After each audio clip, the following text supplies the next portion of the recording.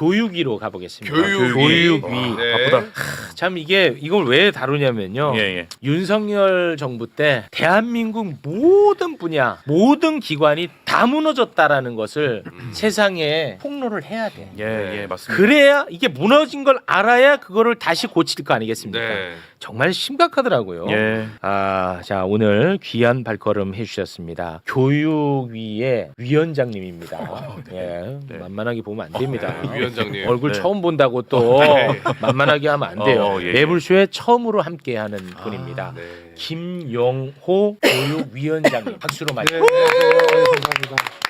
아유, 고맙습니다. 처음 뵙겠습니다. 예. 네, 고맙습니다. 네, 안녕하세요. 엄청 높은 분입니다. 아이고, 아닙니다. 네.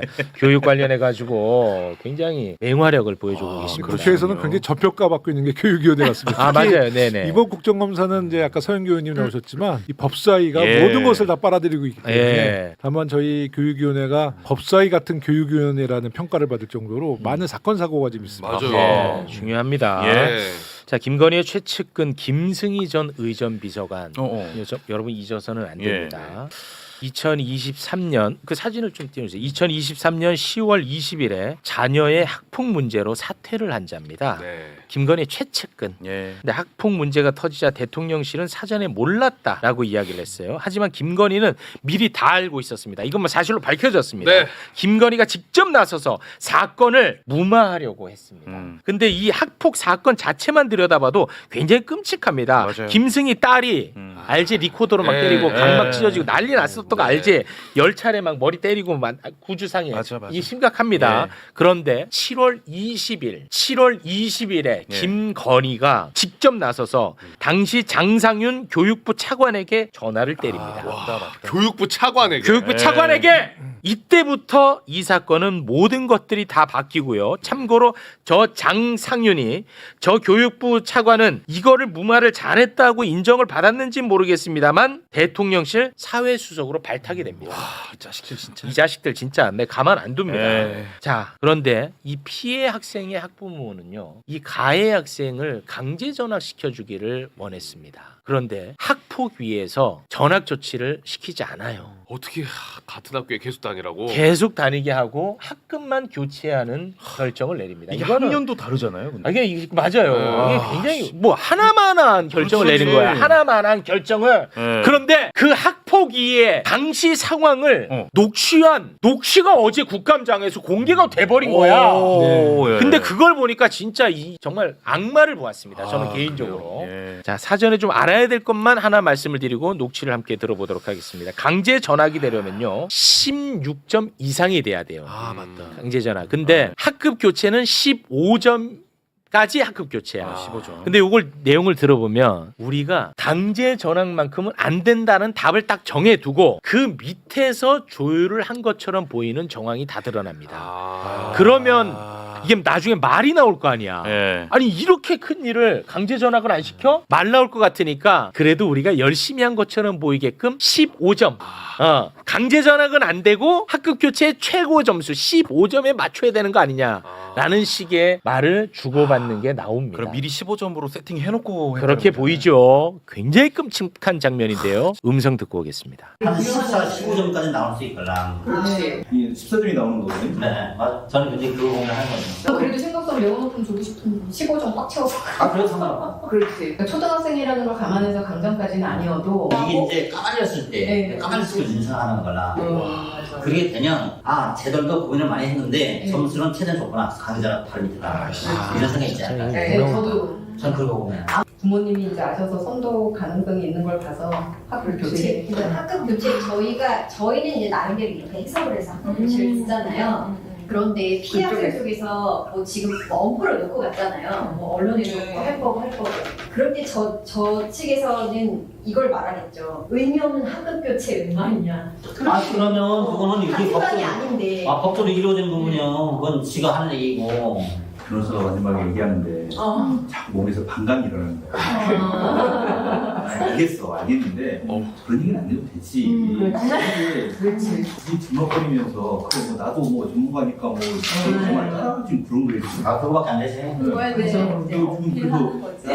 변호사로서 대리인으로서 쟤는 능력이 별로 떨어진다. 그리고 부담수는 아니다. 적어도 그런 얘기 이거 감정을 한번 해보고 싶다. 자꾸 소비자 내가 근데 그런 생각이 드는 거예요. 그러니까 이게 저보다 이렇게 방위 클래스가 있다는 거예요.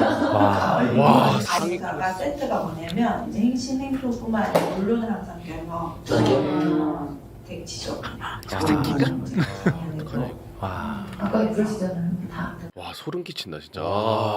위원장님 이거는 네. 진짜 그냥 넘어가면 안 될 것 같습니다. 사실 제가 이 녹취록을 그저께 밤에서야 처음 이제 접하게 됐는데요. 사실 그 내용을 듣고 너무나 충격을 받아서 잠도 못 잤는데 2023년도 10월 국감 때 제가 야당 교육위 간사 때였거든요. 사실 이 문제를 제가 최초로 폭로를 맞습니다. 했었어요. 예, 폭로를 맞습니다. 해서 그 당시에 원래는 그 김승희 의전비서관에 대해서 감사를 하겠다라고 대통령실에서 이례적으로 브리핑을 합니다. 감사를 해서 처벌하겠다.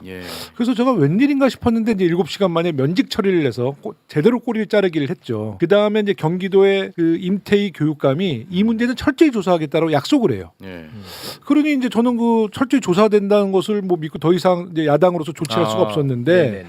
김건희 특검이 김건희의 핸드폰을 압수수색하는 과정에서 그 학폭 7월 20일 이후에 김승희와 김건희가 13차례 통화한 내역을 네, 확보하고요. 맞습니다. 그 다음에 김건희가 장상현 당시 교육부 차관에게 전화한 사실을 확보하면서 맞습니다. 이 문제가 다시 불거진 거거든요. 맞습니다. 그러니까 결국은 이 사고가 나자마자 학폭이 터지자마자 김승희 의전비서관이 김건희에게 도움을 요청했을 것이고 네. 그리고 김건희가 당시에 교육부 차관 장사균에게 이 문제를 잘 은폐해달라는 아마 도움을 청하지 않았나 이런 이제 의심을 하는데요.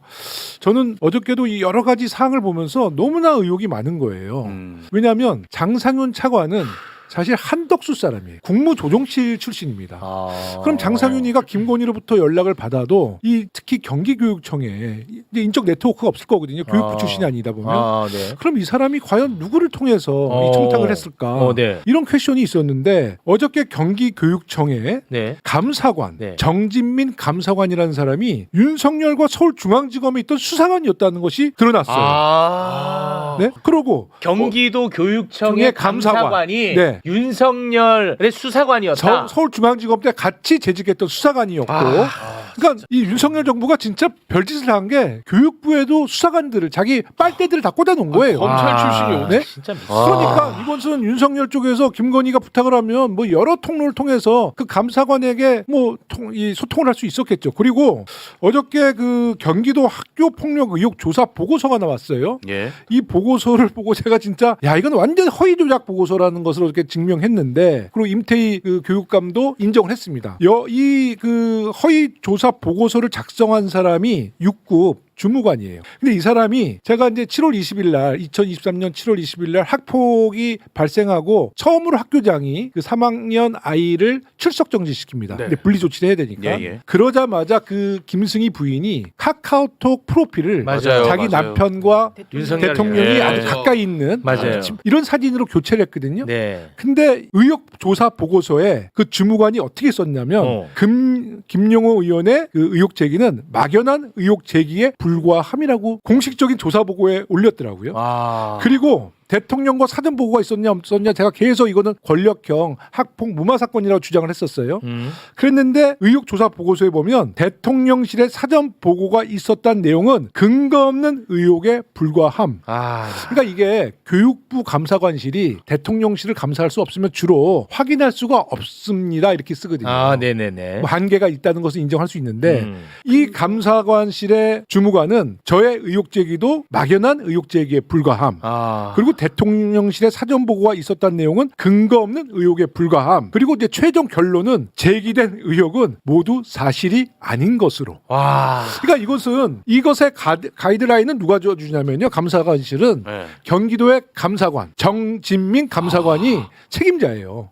최종 정결하는 사람이에요. 수사관 출신에. 네. 근데 연결고리가 딱 떨어지네. 그러니까 이제 퍼즐이 풀리기 시작한 이제 풀리는 겁니다. 거네. 그래서 어저께 장상윤 이제 전 수석을 증인으로 채택을 했습니다. 야 이게 지금 한두 개가 아니에요. 지금 사실 김건희가 국정농단을 한 거 하지만 실제로 교육농단까지 했거든요. 김건희의 논문에 등장했던 조력자들 있잖아요. 형사처벌 뭐 검찰 고발 다 했는데 다 지금 무죄를 받고 있습니다. 설민신이라는 네. 교수도 몇 차례 고발되고 지금 3번째 국감을 불응하고 있는데 거기도 다 뭐 무혐의. 그 부인이 또 있어요. 김건희 대학 박사반, 국민대 박사반 동기. 예. 그분은 교육부에서 경인여자대학교를 감사를 했어요. 근데 공금을 횡령했다라는 혐의가 있어서 파면 조치를 요청했는데 오히려 승진해가지고 지금 부총장으로 있습니다. 설민신의 아내. 네. 네. 그런데다가 아. 진짜 이 김지용이라는 그 국민대학교 이사장, 이제 김석원 쌍용그룹 회장의 아들, 이 사람의 문제는 지금 다상초유의 4번의 국정감사를 불응하고 지금 계속 해외를 떠돌고 다니고 있는데 네. 이 사람 같은 경우는 지금 도이치모터스를 그때 매입을 해요.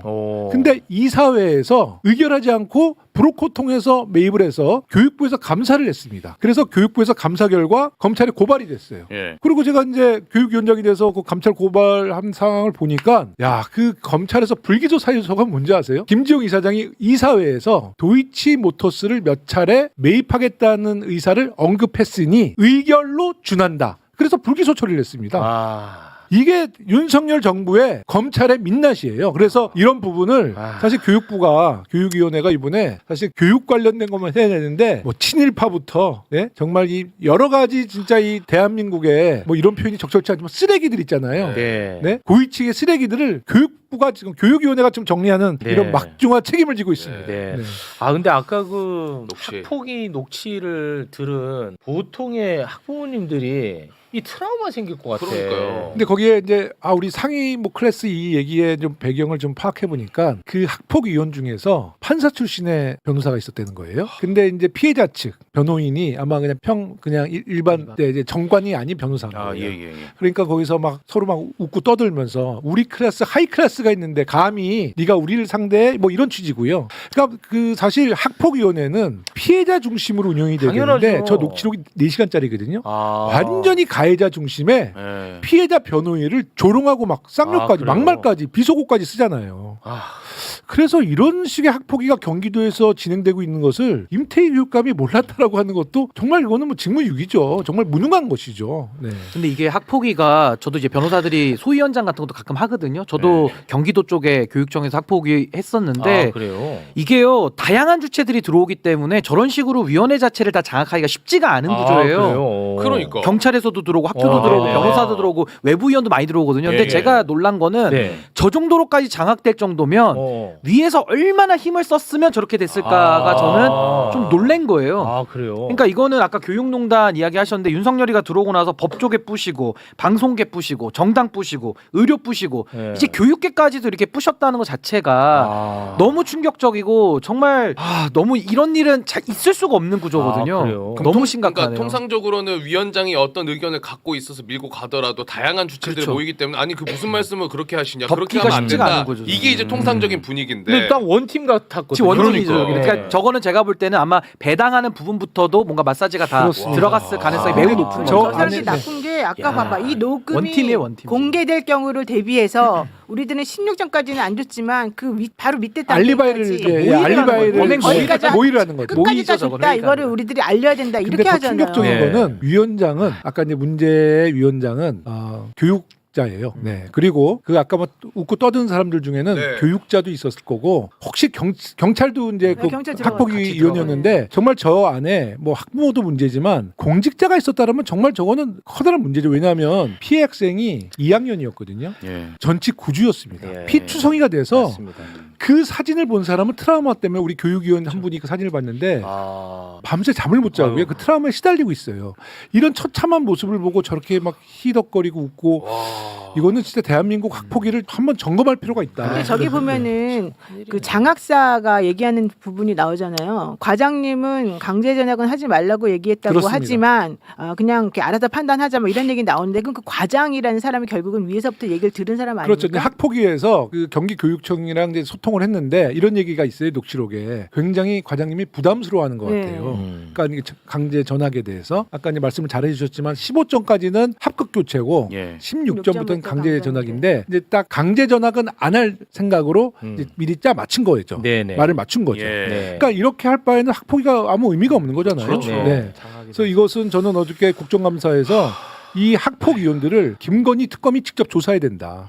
그리고 이번 국정감사에서 이 경기교육청을 교육부가 감사하고 저희가 따로 고발도 할 생각입니다. 모든 방법 동원해서 예. 이 실체를 뿌리 뽑을 생각입니다. 네, 알겠습니다. 네, 이거는 진짜 제일 불편한 진실이었던 것 같아. 또 전 아이를 또 있잖아. 쌍둥이 키우니까 이런 게 제 남 얘기 같지가 않. 그러니까요. 아니 웃으면서 피해 학생 측에서는 그러겠죠. 의미 없는 학급 교체 웬 말이냐. 이거를 웃으면서 그러니까 다 알고 있어 또. 와 걔네들은. 너무 소름 끼쳐요 진짜. 그러니까요. 예, 알겠습니다. 자, 위원장님과는 여기서 인사를 네. 나누도록 하겠습니다. 감사합니다. 바쁘신데 나와주신 김영호 위원장님 대단히 고맙습니다. 감사합니다.